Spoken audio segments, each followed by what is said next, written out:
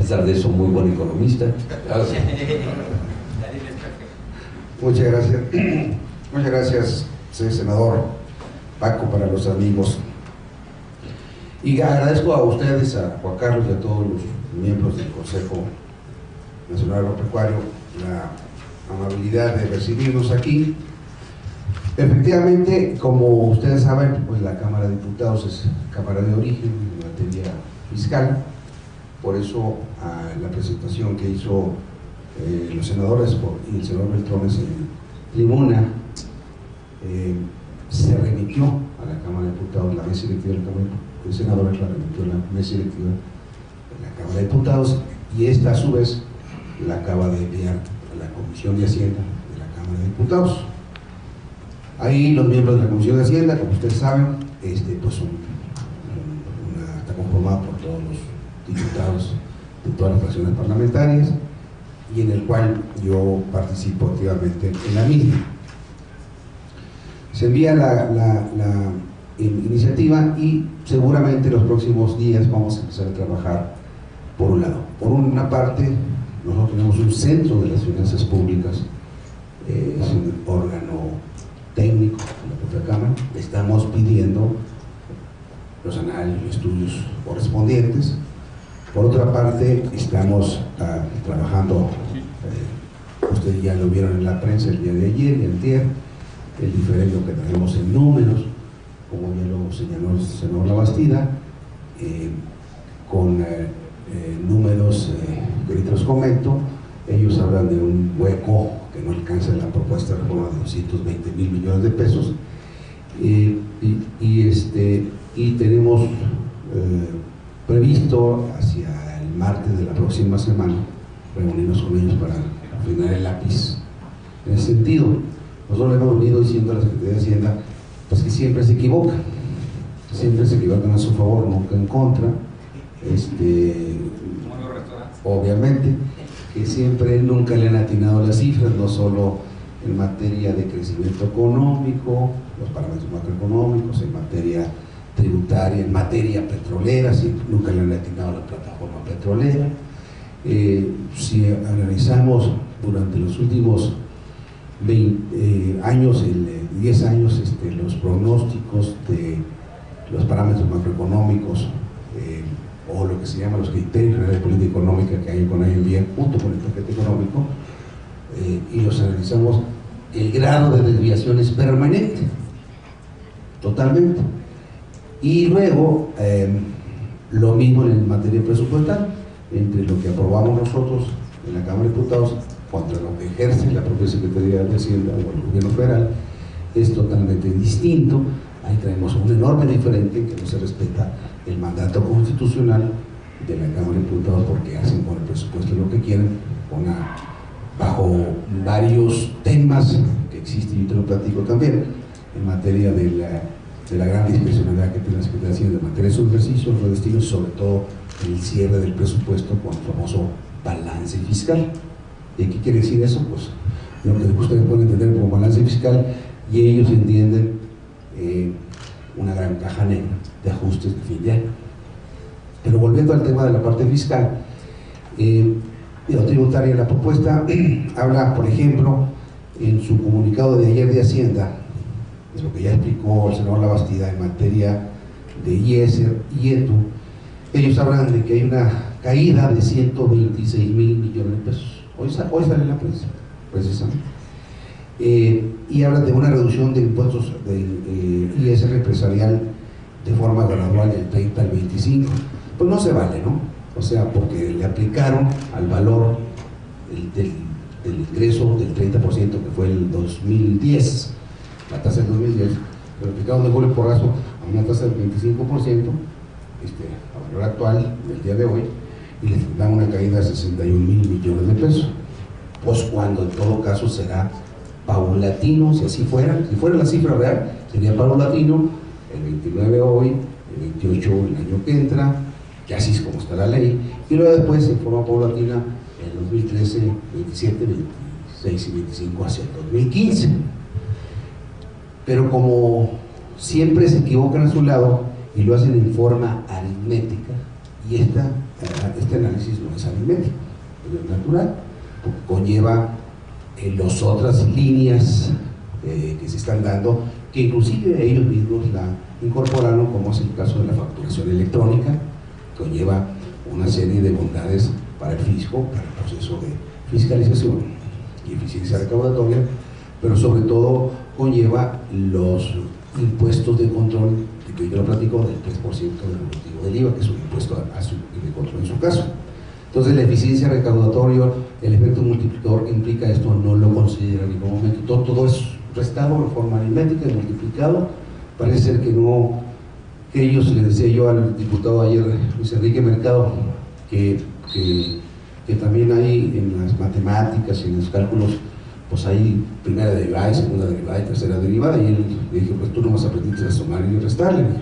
No me le gustó lo que le dije, pero pues ni modo. Entonces, al final de cuentas, ellos dicen que hay una caída de 60,000 millones de pesos, considerando que mañosamente lo calcularon del 30 al 25 de solo primer punto.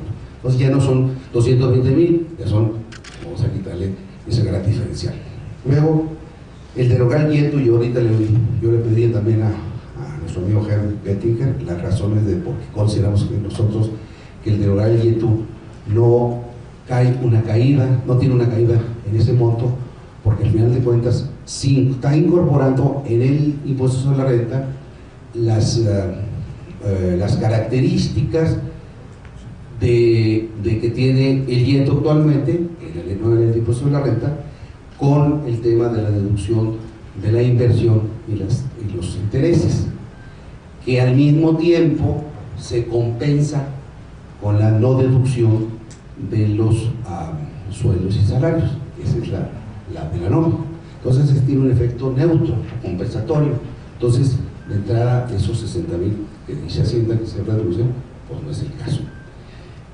A reserva, pues, de que nos vamos a intentar con ellos a afinar estos detalles. Luego, ahí ya llevamos más o menos 120,000 millones de pesos de los 220,000 en esos dos, de lo que ellos de su boletín del día ayer. Y en lo que se refiere al impuesto al valor agregado, como lo vino a decir el senador Labastida, a ver, yo les decía a cualquiera, ¿ustedes creen que lo que comen los mexicanos en la mesa, todos, el 78% de lo que se consume en la mesa, sean productos naturales? No. Pues claro que no. Hacienda dice que sí. Entonces, dice, el 78% son productos naturales. Aquí está. Y en valor. Entonces, dice, el presupuesto de gastos fiscales de los 590,000 millones de pesos estimados al valor de hoy, de este año, que son las excepciones y las exenciones, y en este caso la tasa cero del IVA en alimentos y medicinas, en alimentos vale 127,000 millones de pesos. Si le aplicamos el 78%, pues algo más que le está calculando, ellos establecen un monto de 99,100 millones de pesos. En realidad, lo que ellos están estableciendo es que solamente serían 27,000 millones de pesos adicionales. Cuando nosotros decimos, no, estás calculando mal eso. Estás calculando mal porque no es el 78% de los alimentos naturales que están en la mesa de los mexicanos. Entonces, nos vamos a sentar el martes, senador, ahorita lo vimos con el suscitado de ingresos, para, ahora sí, con el lápiz en la mano, empezar a ajustar la salida. El otro asunto es la devolución del 3 puntos porcentuales del IVA. Ellos hablan de que tiene una devolución de 78,000 millones de pesos. Nosotros decimos que no, porque tienen todo un y también, otra vez, lo ponen de su cuerpo y porrazo, tiene un procedimiento evolutivo del tiempo, va a generar un proceso de que los que son informales son los que van a tener la devolución en un momento determinado. Los que quieran seguir en informalidad, aunque la vas a incentivar, por supuesto, esos no son devolutivos. Entonces tenemos que aprender el lápiz, precisamente nosotros consideramos que es por lo menos la mitad de ese valor que se está planteando por parte de Hacienda. Y así sucesivamente. Entonces, en una sentada que nos dimos hoy en la mañana, rapidísimo, les empatamos los cartones, como se dice vulgarmente, de forma tal que y adicionalmente no considera la eficiencia recaudatoria. Yo considero que la eficiencia recaudatoria, con la factura electrónica, con el estímulo, la formalidad y con todos los ingredientes de la propia propuesta, tiene un impacto en la eficiencia recaudatoria que debiera andar entre el 0.5 al 1% del PIB, así en forma conservadora, por todo, digamos, las bondades que tiene una reforma de este calado, porque va, por un lado, fomentando la inversión. En el momento que se reduce la inversión y los intereses, fomenta la inversión. Es decir, pagan menos el que invierte más. Bueno, no toda la vida una empresa va a estar invirtiendo permanentemente. ¿Ok? Si invierte, se va a deducir y va a estimular la inversión, por un lado. Y cuando vaya al tema de las utilidades repartibles, tiene una carga tributaria del 35% a la persona física. Entonces, toda esa serie de combinaciones son las que van a permitir que la recaudación, a nuestro juicio, sea por los montos que hemos venido, que se estableció en la reforma que presentaron los señores senadores y que yo, en mi calidad de diputado federal, pues ciertamente lo tendremos que analizar en la segunda comisión de Hacienda. Ahora, vamos a trabajar la semana que viene con la Secretaría de Hacienda, vamos a seguir trabajando con todos aquellos que tengan una idea. Como decía el senador Labastida, pues seguramente se va a mejorar, hay otras ideas, será buscar lo que hay que buscarle para que esta reforma de gran calado, que inteligente y valientemente se presentó. Y algo muy importante, el tabú famoso que tenemos por ahí, en el sentido de estar teniendo tasas cero, tasas de centro, y muchas cosas que no necesariamente se requieren. Es aumentar la progresividad del impuesto sobre la renta y eliminar de las personas físicas, sobre todo el impuesto sobre la renta, y eliminar en lo más posible o disminuir lo más posible la regresividad que por sí misma tiene aquí en México el impuesto al valor agregado. Porque muchas personas en México que tienen ingresos superiores a los que hemos venido hablando, de 8 o 10 salarios en adelante, no pagan alimentos en alimentos medicinales cuando deberían pagar, o todos nosotros deberíamos pagar por razones obvias. Hay que seguir conservando el 40% de la población que gana abajo de los 4 salarios mínimos, pues seguirá consumiendo los productos que no, que ahora sí que en su mesa son los que consumen en forma general.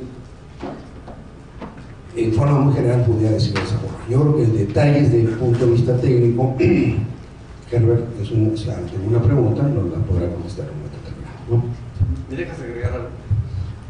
Como nos metimos mucho, y yo induje eso, a las diferencias con Hacienda, se nos está pasando con mencionar algo que me parece importante.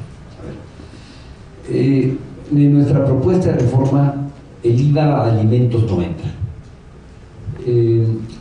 ¿Por qué no entra el IVA a alimentos a lo que se llama la canasta básica?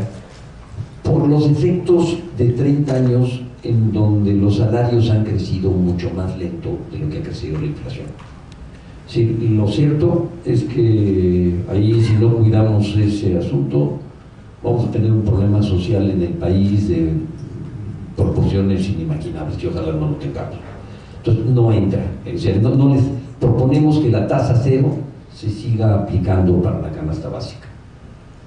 ¿Por qué no entra en medicinas? Y sí para lo manufacturado, lo industrializado, excepción hecha de productos que están muy claramente identificados. ¿Por qué no proponemos aplicarlo a medicinas también? Porque la mayor parte de las medicinas las compra el Seguro Social, el ISSSTE, la Secretaría de Salud, las dependencias de los estados. Y eso en términos netos significaría 8,000 millones de pesos, más o menos, de ingreso adicional. No pinta en términos de unas finanzas que tienen ingresos de más de 3 millones de pesos. En cambio, sí provocaría una reacción, podría ser inviable que la reforma fiscal avanzara. Y planteamos que darle facilidades, y tampoco IVA a los insumos que hace el sector agropecuario, con el propósito de no deformar lo que hoy está y seguir impulsando la producción de alimentos en el país. Proponemos dos esquemas que facilitan el cobro del impuesto sobre la renta al sector agropecuario particularmente y a pequeña y mediana empresa.